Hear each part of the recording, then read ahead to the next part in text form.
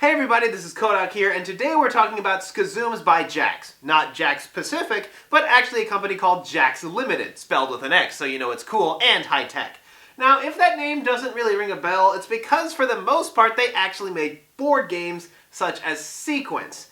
And speaking of board games, something that's actually kind of interesting about this arena set that you're seeing here is that it actually came in like a fancy, like heavy board game style box that opens and closes the same way. It feels, you know, kind of fancy.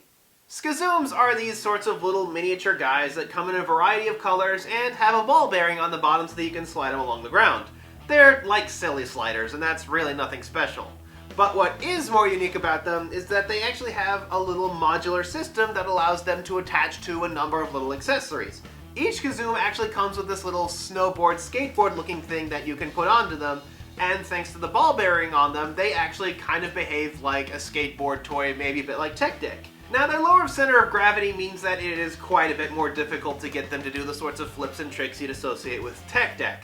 Although it is still definitely possible. The presence on the rider on top, however, means it's a bit easier to cheat out things like lip slides and jumps and stuff like that. They did put out this thing called the Stunt Bowl, which is supposed to make it easier, but I, for the life of me, can't really make it work. Maybe I just suck. They also put out these little stud sets called Ramp Ride and Bounce Park. Now, what these do is they offer a small number of things you can do. You can do little jumps and tricks and slides and bounces and stuff like that. And all of them have kind of a pretty nice setup where each one has a little thing where you can just sit there and shoot the guy endlessly at one of these things and it'll come back to you. This is surprisingly engaging. It's like you have some of the weight and speed of Hot Wheels combined with the stunts of Tech Deck. And the ramp ride in particular, I actually have quite a bit of fun constantly shooting up the ramp to try to get it to land in the little hole in the center. And if rolling it with your hands wasn't enough fun, they also sell a rubber band loaded zoom launcher that allows you to shoot them at a higher speed. And of course there is this central attraction here, the Skazooms Action Pack, the thing that comes in the large box, which is actually kind of a nice convenient thing to have, being able to put everything away once you're done playing with it. Now, the arena in the Action Pack is made of a noticeably very thick and heavy plastic. This is actually something the developer said was meant to be in response to Beyblades, as a lot of the Beyblade arenas he found were way too expendable and it wouldn't really be long before they got all crumpled and dented and couldn't be used anymore. Also included in the action sets are the Battle Boggins, which are these large launchers that launch these small tops onto which you can put the Skazooms. Now, these Skazooms can then be equipped with up to 3 additional skateboards, which then turn into a weapon instead. They can also put on a helmet. Your move, creep. The launchers are actually meant to be used on the ground. They have this sort of grippy surface on the bottom that, when you launch them, allows you to have more stability, which with someone with my adrenaline-addled hands is actually kind of a benefit. Now, that's actually something I really enjoy about the Skazooms battle set, is when these things go flying at each other in the arena with all these blades on them, they will actually come flying apart in this massive explosion of plastic. There are even additional slots on the side of the arena that more Skazooms can be put on in order to spectate, and they can easily get caught in the crossfire. So yeah, Skazooms, unlike Beyblades and Ninjago, actually has this astonishing level of attention to just absolute carnage. Even the pull cord is in the shape of a Grim Reaper scythe. But remember, fancy carnage. Oh no!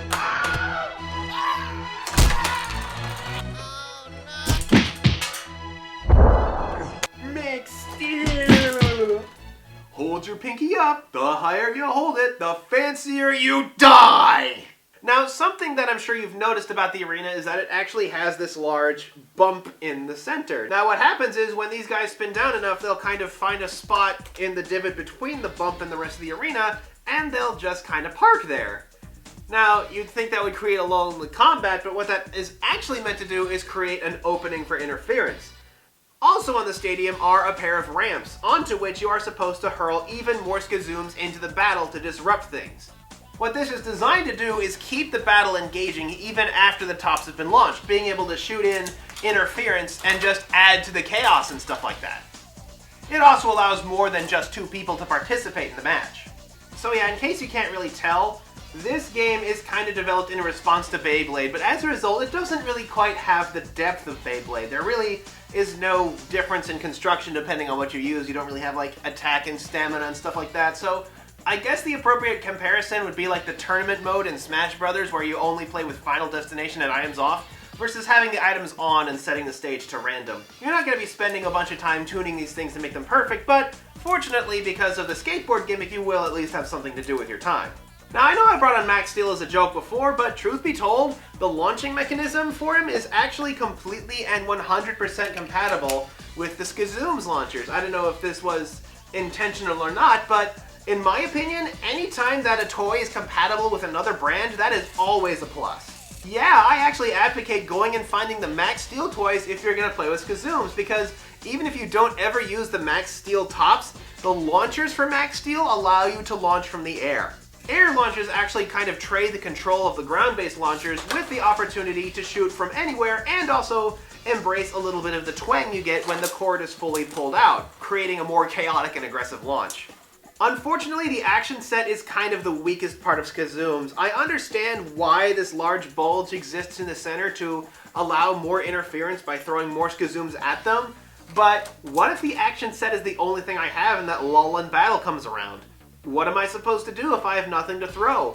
The bump in the center is kind of made under the presumption that people will own, like, everything in the line, which, like I said before, is kind of presumptuous and destroys a little bit of its ability to be approachable.